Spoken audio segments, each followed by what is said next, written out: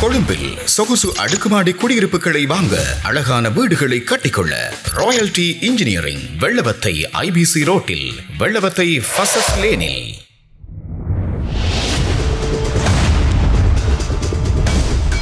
காலத்தின் அத்தியாயம். இது யுத்தம் தின்ற மண்ணின் சத்தம். ஈழத்தமிழர்களின் அரசியல் மற்றும் போராட்ட வரலாற்றில் ஜூலை 28 என்பது வெறும் சாதாரண நாள் அல்ல. அது ஒரு தேசிய இனத்தின் எதிர்காலத்தை நோக்கிய மிக முக்கியமான அரசியல் திருப்பு முனையை அரங்கேற்றிய சிறப்புமிக்க நாளாக பதிவாகி இருக்கிறது. இன்றைய நாளான ஜூலை 28ஆம் தேதியில்தான் 1987ஆம் ஆண்டு டெல்லியில் உள்ள புகழ்பெற்ற அசோகா ஹோட்டலில் வைத்து விடுதலை புலிகளின் தலைவர் வே. பிரபாகரன் மற்றும் அரசியல் ஆலோசகர் ஆண்டன் பாலசிங்கம் ஆகியோரை அப்போதைய இந்திய பிரதமர் ராஜீவ்காந்தி நேரில் சந்தித்து பேச்சுவார்த்தை நடத்தினார். 1987 ஜூலை 24 அன்று இந்திய அரசுக்கும் விடுதலை புலிகளுக்கும் இடையிலான உயர்மட்ட பேச்சுவார்த்தைக்காக தலைவர் பிரபாகரன் அவர்களை டெல்லிக்கு அழைத்துச் செல்ல ஏற்பாடுகள் செய்யப்பட்டன. யாழ்ப்பாணம் சுதுமலை அம்மன் கோவில் முன்பாக இருந்த வயல்வெளிகளில் இந்திய விமானப்படை ஹெலிகாப்டர்கள் தரையிறங்குவதற்காக விசேட ஏற்பாடுகள் மேற்கொள்ளப்பட்டன. வயல் வரம்புகள் வெட்டி மட்டமாக்கப்பட்டு காற்றின் திசையை காட்டும் காற்றுமானி மற்றும் சிக்னல் விளக்குகள் அமைக்கப்பட்டன. அங்கே செய்தி சேகரிக்க நின்ற ஊடகவியலாளர்களுக்கும் திரண்டிருந்த ஆயிரக்கணக்கான மக்களுக்கும் அது ஒரு மறக்க முடியாத உணர்ச்சி பூர்வமான தருணமாக இருந்தது. இந்திய விமானப்படையின் உலங்கு வானூர்திகள் சுதுமலை மண்ணை விட்டு மேலெழும் போது மக்கள் திரள் எழுப்பிய பிரபா வாழ்க என்கின்ற கோஷம் வான்வெளியை அன்று பிளந்தது. அங்கிருந்து சென்னை சென்றடைந்த தலைவர் பிரபாகரன் மிராஜ் 2000 போர் விமானங்களின் வான்வெளி பாதுகாப்புடன் போயிங் சிறப்பு விமானம் மூலமாக டெல்லி தீனதயாள் உபாத்தியாயா விமான நிலையத்தை சென்றடைந்தார். டெல்லி சென்றடைந்த தலைவரும் அவருடன் சென்ற பிரதிநிதிகளும் அசோகா ஹோட்டலில் தங்க வைக்கப்பட்டனர்.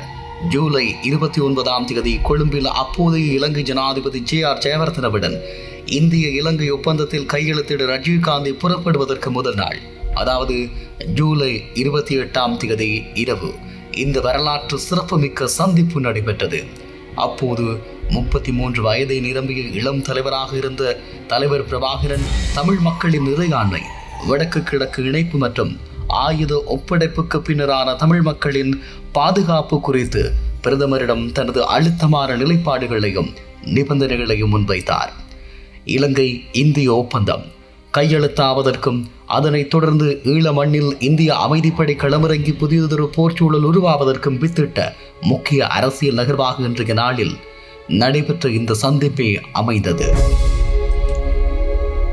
அதன் பின்னரான ஈழ நிலப்பரப்பில் வெடித்த கொடூரமான போர்க்காலத்தில் இந்திய படையினரின் சோதனைகளும் அட்டகாசங்களும் கொடூரங்களும் அச்சுறுத்தல்களுக்கும் பயந்து பல குடும்பங்கள் தங்களது வீடுகளில் இருந்த அரிய பல வரலாற்று தகவல்களையும் ஆவணங்களையும் எரியூட்டி அழித்ததும் குறிப்பிடத்தக்கதாகும்.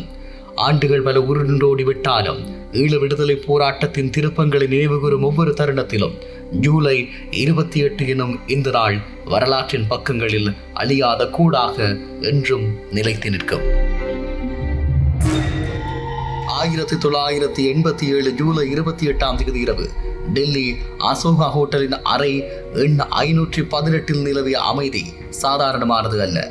மறுநாள் கொழும்பில் கையெழுத்தாகவிருந்த இந்திய இலங்கை ஒப்பந்தம் தொடர்பில் விடுதலை புலிகளின் தலைவர் வே. பிரபாகரன் பூரண சம்மதத்தை பெற இந்திய தூதர்களும் உளவுத்துறை அதிகாரிகளும் தீவிர முயற்சியில் ஈடுபட்டிருந்த தருணம் அது.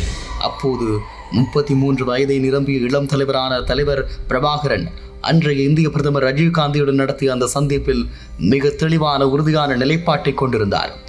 இந்தியாவின் பாதுகாப்பு நலன்களை நாம் எப்போதும் மதிப்போம், ஆனால் தமிழ் மக்களின் பாதுகாப்பையும் அவர்களின் இறையாண்மையையும் அடகு வைத்துவிட்டு எந்த ஒரு ஒப்பந்தத்தையும் எங்களால் ஏற்றுக்கொள்ள முடியாது என்பதே ராஜீவ்காந்தியிடம் தலைவர் முன்வைத்த பிரதானமான வாதமாகும். அசோகா ஹோட்டல் சந்திப்பில் ஆண்டன் பாலசிங்கத்தின் மொழிபெயர்ப்பு உதவியுடன் தலைவர் பிரபாகரன் ராஜீவ்காந்தியிடம் முக்கியமான 3 விடயங்களை சுட்டிக்காட்டினார். ஒன்று, ஆயுத களைவு மற்றும் தமிழ் மக்களின் பாதுகாப்பு. இலங்கை இராணுவமும் சிங்கள காடியர்களும் இன்னமும் வீதிகளில் உலவும் சூழலில் தமிழ் மக்களின் ஒரே பாதுகாப்பாக இருக்கும் விடுதலை புலிகளின் ஆயுதங்களை ஒப்படைக்கச் சொல்லுவது தமிழ் மக்களை பலிக்கடா ஆக்குவதற்கு சமம். அதே நேரம் வடக்கு கிழக்கு இணைப்பு ஒப்பந்தத்தில் குறிப்பிடப்பட்டிருக்கும் வடக்கு கிழக்கு மாகாண இணைப்பு என்பது தற்காலிகமானது என்றும் அதற்கு பின்னர் கிழக்கு மாகாணத்தில் தனியான ஒரு வாக்கெடுப்பு நடத்தப்படும் என்றும் கூறப்பட்ட சரத்தை தலைவர் கடுமையாக எதிர்த்தார். இது தமிழர்களின் தாயக கோட்பாட்டை துண்டாடும் செயல் எனவும் வாதிட்டார். அதே போல இலங்கை அரசின் நம்பகத்தன்மை. ஜெயவர்தனா அரசாங்கம் ஒருபோதும் இந்த ஒப்பந்தத்தின் நிபந்தனைகளை நேர்மையாக நடைமுறைப்படுத்தாது என்பதை இந்திய தலைமையிடம் தலைவர் மிக ஆணித்தரமாக பதிவு செய்தார். ராஜீவ்காந்தி அவர்கள் தலைவர் பிரபாகரனின் அச்சங்களை புரிந்து கொண்டதாக கூறியதுடன் தமிழ் மக்களின் பாதுகாப்பிற்கு தன்னுடைய அரசு முழு பொறுப்பேற்கும் எனவும் இந்திய அமைதிப்படை தமிழர்களின் பாதுகாப்பை உறுதி செய்யும் எனவும் உறுதியளித்தார். டெல்லி சந்திப்புகள் முடிந்து ஜூலை 29 இந்திய இலங்கை ஒப்பந்தம் கொழும்பில் கையெழுத்தானது. அதைத் தொடர்ந்து ஆகஸ்ட் 2 தலைவர் பிரபாகரன் அவருடைய குழுவினருடனும் இந்திய வான்படை விமானம் மூலம் மீண்டும் யாழ்ப்பாணம் அழைத்து வரப்பட்டனர். அப்போது ஈழப் பெருநில பரப்பில் ஒரு பெரும் வினாக்குறி தொங்கிக் கொண்டிருந்தது. தலைவர் இந்த ஒப்பந்தத்தை ஏற்றுக்கொண்டாரா? விடுதலை புலிகள் ஆயுதங்களை கொடுப்பார்களா? இந்த கேள்விகளுக்கெல்லாம் பதிலளிக்கும் விதமாகவே வரலாற்று சிறப்புமிக்க சுதுமலை பிரகடனம் அன்று அரங்கேறியது. 1987 ஆகஸ்ட் 4 யாழ்ப்பாணம் சுதுமலை அம்மன் கோவில் திடலில் லட்சக்கணக்கான மக்கள் திரண்டிருந்தனர். டெல்லியில் இருந்து திரும்பிய பின்னர் தலைவர் பிரபாகரன் மக்கள் மத்தியில் ஆற்றிய முதல் பகிரங்க உரை அதுதான். அன்று தலைவர் பேசிய வார்த்தைகள் ஈழப்போராட்ட வரலாற்றின் பொன்னெழுத்துக்களாக மாறின. இந்தியா எமது எதிரி நாடல்ல, இந்தியாவை நாம் நேசிக்கிறோம். இந்திய பிரதமர் எனக்கு சில உறுதிகளை வழங்கியுள்ளார். எமது மக்களின் பாதுகாப்பிற்கு இந்திய அரசு பொறுப்பேற்கும் என்ற அந்த உறுதியை ஏற்றுக்கொண்டு எமது ஆயுதங்களை சரணடைய கொடுக்கிறோம். நாம் ஆயுதங்களை ஒப்படைப்பது இந்திய அரசாங்கத்தின் மீதும் இந்திய பிரதமரின் மீதும் வைத்துள்ள நம்பிக்கையினால் மட்டுமே தவிர இலங்கை அரசின் மீதான நம்பிக்கையால் அல்ல. அதே உரையில் தான் இந்தியாவால் எந்த அளவிற்கு நெருக்கடிக்கு உள்ளாக்கப்பட்டார் என்பதனையும் மறைமுகமாக கோடிட்டு காட்டுகிறார். சுதுமலை பிரகடனத்தை தொடர்ந்து ஆகஸ்ட் 5 அன்று பலாலி விமானப்படை தளத்தில் வைத்து விடுதலை புலிகளின் சார்பில் யோகரத்னம் ஜோகி அவர்கள் இந்திய தளபதி காக்ரத் சிங்கிடம் குறியீட்டு ரீதியாக தனது ஆயுதத்தை கையளித்தார். ஆனால் தலைவர் பிரபாகரன் கணித்தபடியே அடுத்த சில மாதங்களிலேயே நிலைமை தலைகீழாக மாறியது. இலங்கை அரசு தனது வாக்குறுதிகளை மீறியது. திலீபன் அவர்களின் தியாக மரணம், செப்டம்பர் 1987 மற்றும் 17 விடுதலை புலிகளின் முக்கிய தளபதிகள் படகில் கைது செய்யப்பட்டு சயனட் உட்கொண்டு வீரச்சாவடைந்த சம்பவம் நிலைமையை மேலும் சிக்கலாக்கியது. அமைதியை நிலைநாட்ட வந்த இந்திய அமைதிப்படை அக்டோபர் 1987 விடுதலை புலிகளுக்கு எதிராக போரை தொடங்கியது.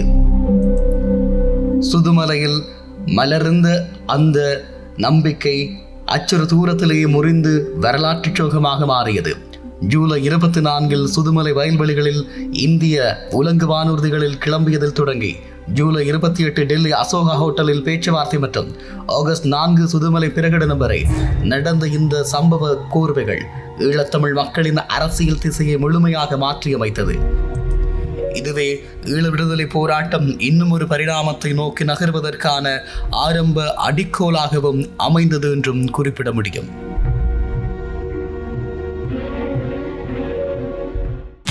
கொழும்பில் சொகுசு அடுக்குமாடி குடியிருப்புகளை வாங்க, அழகான வீடுகளை கட்டிக்கொள்ள ராயல்டி இன்ஜினியரிங் வெள்ளவத்தை IBC ரோட்டில், வெள்ளவத்தை ஃபசஸ் லேனில்